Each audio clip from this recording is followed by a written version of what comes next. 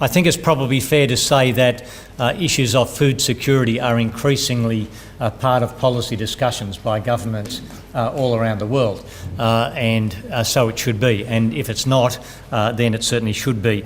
But it's probably fair to say that the term food security means different things to different people and to different communities in different parts of the world. For probably over 1 billion people in the world, the term food security really means how do we have enough food? How do we make sure we have enough food to be able to survive, and enough quality food to be able to survive? In Australia, we are really blessed in that probably very few of us battle that issue of enough food. Probably more accurately, in Australia, the issue of food security is not so much about enough food, but about enough of the right type of food, and perhaps, if anything, about not too much food.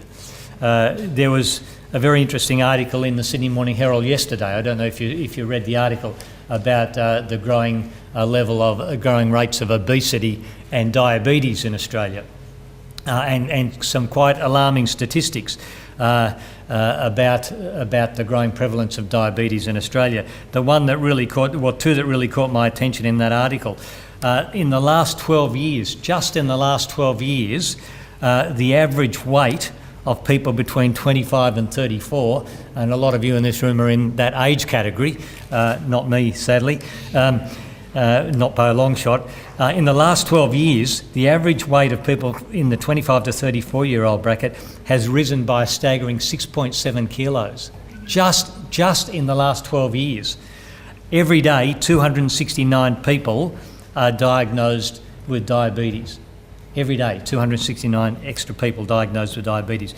And just a few other facts. As you know, diabetes, obesity is the biggest health issue, second only to tobacco smoking in Australia. And obesity, Western Sydney has the highest obesity rates in New South Wales. Here's another staggering figure for you. Since 1990, the number of overweight Australians has grown by a staggering 2.8 million people. 2.8 million extra overweight just in the last 23 years. The rate of diabetes-related preventable deaths in Western Sydney are 50% higher than in the other suburbs of Sydney. And if you live in parts of Western Sydney, if you live in Mount Druitt, for instance, you are 3 times as likely to develop diabetes as if you live in Mossman or Chatswood. Some staggering things there to think about.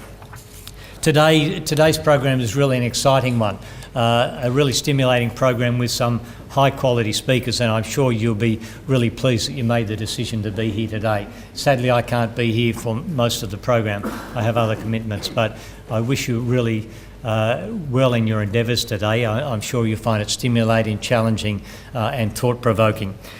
Just 15 things here for you to think about. 5 facts, quick ones, don't worry. 5 facts, 5 rhetorical questions, and 5 perhaps direct questions that you might think about in the context of today. 5 facts. 1, Sydney's peri-urban agriculture is an essential component of our food supply, producing 25% of the state's vegetables in the Sydney metropolitan area.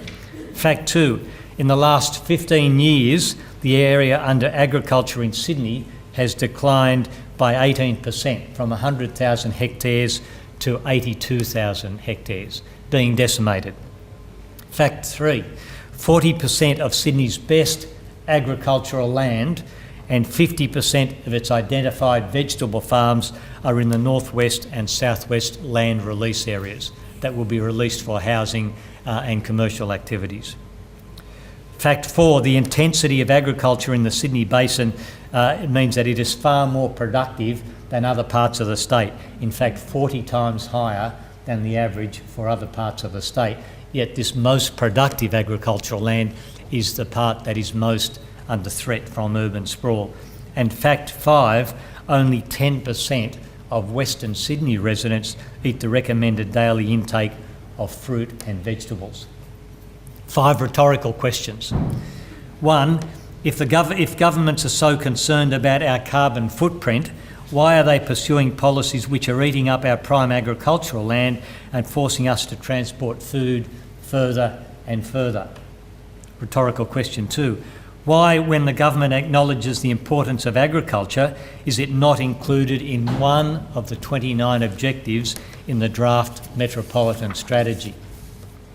Rhetorical question 3. Why is it that people attracted to the rural lifestyles of the urban fringes are then allowed to put pressure on local councils to restrict those rural activities? And that happens a lot. Rhetorical question 4. How have we got to a position where fast food is an easier and more affordable lunch option than nutritious food? And rhetorical question 5. Why is there a higher density of fast food outlets and a lower density of fresh food suppliers in lower socioeconomic areas? And 5, perhaps more direct questions that might be part of your thinking today. 1, how can councils work with the state government to encourage a policy of urban renewal which slows the rate of urban sprawl and the destruction of peri-urban agricultural land? 2, how can local planning laws and other regulations protect our most productive agricultural land? 3, how can council policies encourage the economic viability of local agriculture by encouraging farmers' markets, farm gate sales and a range of other policies?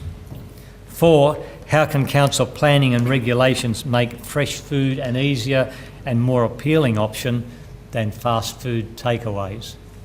And 5, in what ways can urban design help encourage healthy lifestyles in our local communities? Perhaps some things there for you to think about. I'm sure there'll be a massive number of other things to think about during today's activities. I'm sure you'll enjoy the day, and I hope it's a really productive time for you all. Thank you very much.